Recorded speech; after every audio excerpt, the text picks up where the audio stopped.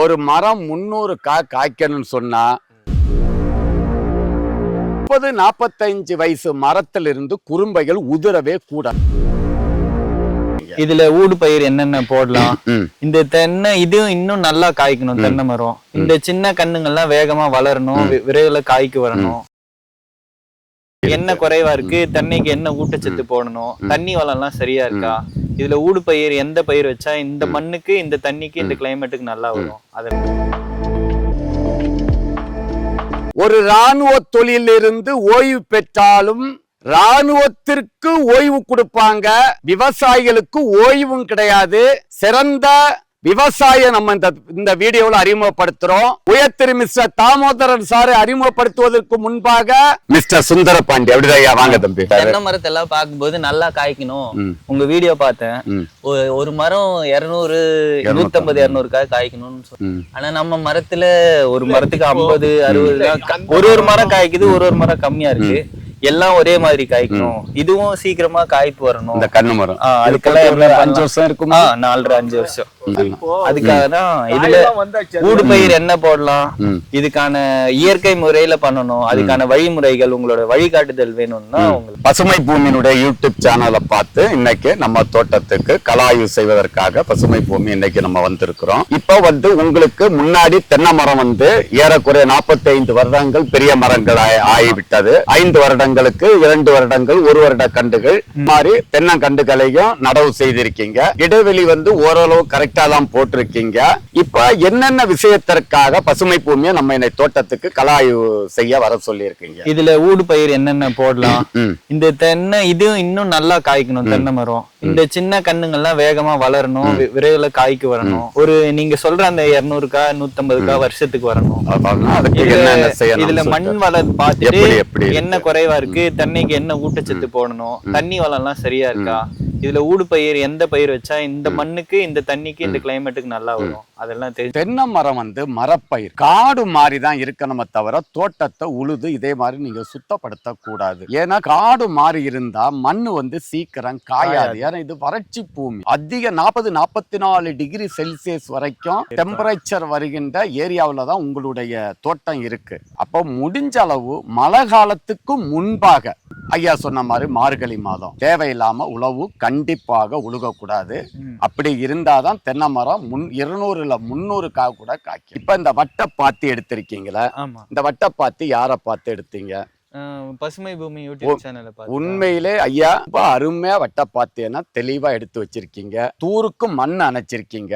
மண் இதுக்கு மேலே நீங்க அணைக்க கூடாது. தண்ணி தோட்டம் காடா இருந்தா சீக்கிரம் காயாது, காயணும் பாயணும். நீங்க இதுவரைக்கும் கழிவுகளை என்ன ஐயா செய்துட்டு இருக்கீங்க? எரிச்சிருவாங்க.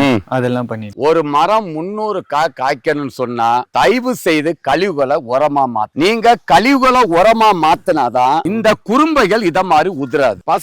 ஒரு 40-45 வயசு மரத்திலிருந்து குறும்பைகள் உதிரவே கூடாது. கண்ணு மரத்துல உதிரலாம், பெரிய மரத்துல உள்ள குறும்பைகள் உதிரக்கூடாது. அப்ப ஏன் இது உதிருதுன்னு சொன்னா நீங்க தோட்டத்தை அதிகமா உழுகிறது, அந்த ஓலைகள் கழிவுகளை நெருப்பு போட்டு கொளுத்துறது. அதனாலதான் இது ஈரியோபைடு மைட்டுன்னு சொல்ற சிலந்தி பூச்சி. இந்த சிலந்தி பூச்சி வரக்கூடாது. இதே மாதிரிப்பட்ட குறும்பைகள் உதிரக்கூடாதுன்னு சொன்னா நீங்க கண்டிப்பாக ஐயா தோட்டத்தை கண்டிப்பாக உழவும் கொடுக்க கூடாது, கழிவுகளை உரமா மாத்தணும். அப்ப இதுல களைகள் வளராம இருக்கணும்னு சொன்னா நீங்க மாட்டு தீவன புல்லு போடலாம், அல்லது சனப்பு தக்கப்பூண்டு, இல்லாட்டி பல தானிய பயிர்கள். ஏக்கருக்கு 15 to 20 கிலோ கண்டிப்பாக உழுகும் போது விதைக்கணும். இப்ப இது நமக்கு புரிஞ்சிருச்சா? ஊடு பயிர் அந்த வேர்முடிச்சு தாவரங்கள் சனப்பு, தக்கப்பூண்டு, உளுந்து, துவர வருமானத்துக்கு நான் சொல்லல, உரத்துக்கு.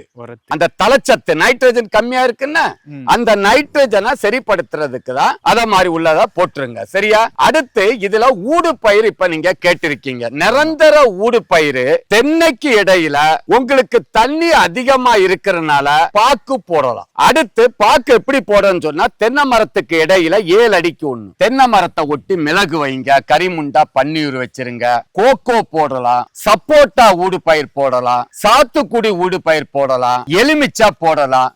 எக்காரத்தை கொண்டு மாமரத்தை ஊடு பயிரா தென்னைக்குள்ள போடலாம். சரிங்க. இப்போ மிளகு மரத்துல ஏத்திட்டா மரம் ஏற முடியாது இல்லைங்களா? அதாவது மிளகு, அருமையான கேள்வி விவாஸ். மிளக நீங்க போடும்போது என்ன செய்யணும்னு சொன்னா, ஒரு 7 அடி வரைக்கும் 7-8 அடி வரை படத்துக்கிட்டு அதுக்கு கீழே மிளக கீழே ரிவர்ஸ்ல புடிச்சு விடணும். நீங்க ஏறும் போது ஒரு ஏணியை வச்சு ஏறணும். தேங்காய் வெட்டும் போது இந்த ஏரியாவை டச் பண்ணவே கூடாது. உழவு ஓட்டுற இங்கிட்டு தான். இதுக்குள்ள மண்புழுக்கள் வாழ்ந்துகிட்டு இருக்கும். உழுகிற வேலைய மண்புழு உழுதுகிட்டே இருக்கு. அப்ப நீங்க இந்த ஓலைகளை இங்க போட போட மண்ணு கருப்பா மாறிடும். ஈரம் இருந்துகிட்டே இருக்கும். மண்ணு குளிர்ச்சியா இருக்கும். மண்ணு காயாது. அது இதுல ஓலை மட்டும் இல்ல, மாட்டு தீவன புல்லு, வேப்ப இலதலை, வைக்கோலு, சோளக்குடி எல்லாத்தையும் அள்ளி இதுல போட்டு ஒரு மரம் 300 காய்க்கும். எல்லா மரத்துக்கும் சுண்ணாம்படிங்க உஷ்ணத்தை குறைக்கிறதுக்கு. இந்த இடம் எப்போதுமே மூடி இருக்கணும். இந்த இத மாதிரி காயக்கூடாது. மண்ணு எப்போதும் மூடி இருக்கணும். வருஷத்துக்கு நீங்க 1 கிலோ உப்பு கொடுக்கணும். அடுத்து வேப்பம் புண்ணாக்கு வருஷத்துக்கு 1 kilo, 1.5 kilo potash, 1 kilo DAP, 1 kilo urea. காய்க்கிற தென்னை மரத்துக்கு கண்ணு மரங்களுக்கு 4ல் 1 பங்கு தான். ஒன்ஸ் நீங்க இந்த வட்டை பாத்தி எடுத்த பிறகு இதுல மண்வெட்டியோ எதுவுமே இங்க வரக்கூடாது. இது நிரந்தரமா இருக்கு. ஐயா, பூம்பும் புஷ்ன்னு வேர் வளர்ச்சிக்குள்ள ஒரு கரிம பொருள் மண்புழுக்களுடைய அந்த வாழ்விடத்தை கூட்டுறதுக்கு, மண்புழுக்களுடைய பெருக்கத்தை கூட்டுறதுக்கும், வேர் வளர்ச்சிக்கும், ஒளி சேர்க்கைக்கும், பூச்சி நோய்களுடைய எதிர்ப்பு திறனுக்கும், குறும்பைகள் பழங்கள் டேஸ்டாக உதிராம இருக்கிறதுக்காக ஒரு கரிம பொருள். அது நீங்க 1 கிலோவை வாங்கி 6 மாதத்துக்கு ஒருக்கா 10 கிராம் தென்னை மரத்துக்கு போட்டு விடுங்க. ஆர்கானிக் உரங்கள் நீங்க குடுக்கறதா இருந்தா, இயற்கை பியூர் இயற்கை மண்புழுக்களை சாகடிக்காம இருக்கணும்னு சொன்னா நீங்க செய்ய வேண்டியது 2.5 கிலோ கற்பக ஆர்கானிக் கலப்போம், 2.5 கிலோ, 10 கிராம் பூம்பும் பூஸ்டர், எண்ணெய் எடுக்காத வேப்பம் புண்ணாக்கு 1/2 கிலோ, 1/2 கிலோ தென்னை நுண்ணூட்ட சத்தை 6 மாதத்துக்கு ஒருக்கா தண்ணி பாயும் போது இந்த குழிக்குள்ள போடணும். இப்ப உங்களுக்கு புரியுதா? இந்த இதை மட்டும் நீங்க சரிப்படுத்தினாலே உங்களுக்கு கண்டிப்பாக 300 காய்கள் தென்னை மரம் குறையாம காய். சின்ன கண்டுகள் பெருமரத்தினுடைய நிழல் தென்னை மரத்துல சின்ன கண்டுகளை விழும்போது சின்ன கண்டுகள் காய்க்க லேட் ஆகும். அப்படி காய்ச்சாலும் வளர்ந்து ஓடிடும். அப்ப பெரிய மரங்கள் வயசாக நீங்க கொஞ்சம் கொஞ்சமா குறைச்சிக்கிட்டு வரும். மருந்தே உணவு. ஒரு செடி வளரணும் அப்படின்னா 16 வகையான ஊட்டச்சத்துக்கள் தேவை.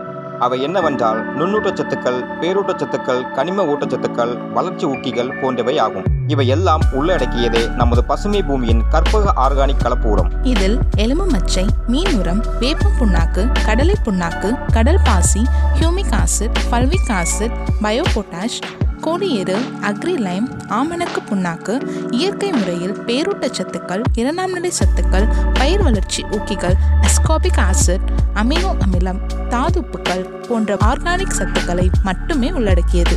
இதை வாழை, ரப்பர், காப்பி, நெல்லி, தேயிலை, பூச்செடிகள், நிலக்கடலை, பாக்கு, காய்கறிகள், தென்னை, ஏலக்காய் போன்ற அனைத்து விதமான பயிர்களுக்கும் பயன்படுத்தலாம். இதை பயிர்களுக்கு பயன்படுத்தும் போது 1 ஏக்கருக்கு 50 to 100 கிலோ வரை பயன்படுத்தலாம். தென்னைக்கு 1 வருடத்திற்கு 5 கிலோவாக 4 தடவை பிரித்து கொடுக்க வேண்டும். இவ்வாறு பயன்படுத்தினால் ஆர்கானிக் உரமானது வேர் வளர்ச்சியை தூண்டி ஒளி சேர்க்கையை துரிதப்படுத்தி பயிர்களின் ஆரோக்கியத்தை காத்து பூச்சி நோய்களுக்கு எதிர்ப்பு சக்தியை அளிக்கிறது. தென்னையில் உள்ள அனைத்து பிரச்சனைகளையும் சரி செய்கிறது. வாங்கி பயன்படுத்துவீர், அதிக மகசூலை பெறுவீர்.